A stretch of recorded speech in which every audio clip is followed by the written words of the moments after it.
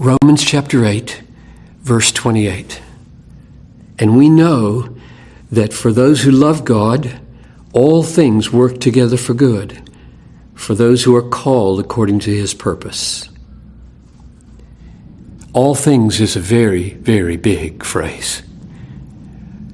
And it really does mean all things work together for our good, because he goes on and he talks about enduring tribulation and distress and persecution and famine and nakedness and peril and sword down in verse 35.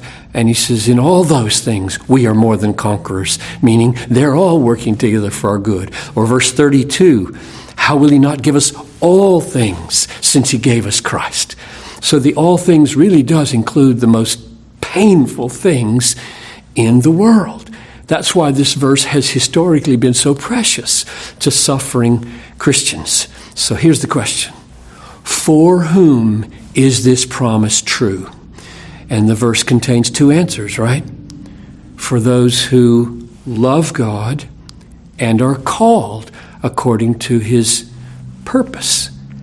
And we're not left to guess at what that call is, because he proceeds immediately to say, because those whom he foreknew, he predestined to be conformed to the image of his Son, that he might be the firstborn among many brethren.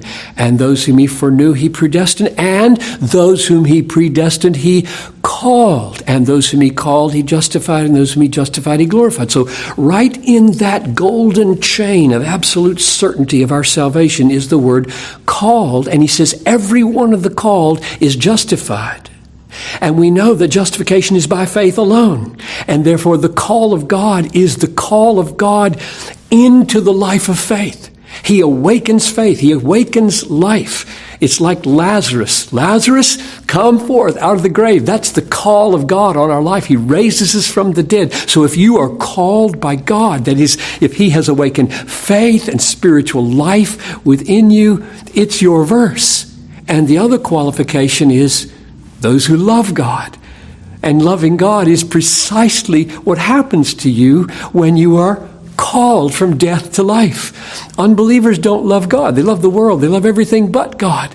But when God sovereignly calls us out of death into life, the life that he gives us is, I love you, God. I love you, Jesus.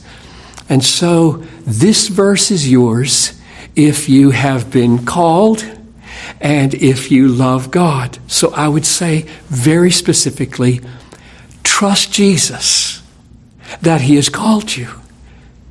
You are his. You're banking on his promises. You're counting on his blood and righteousness to be your acceptance. And then love God and own this verse in all the moments of your life, both happy and painful.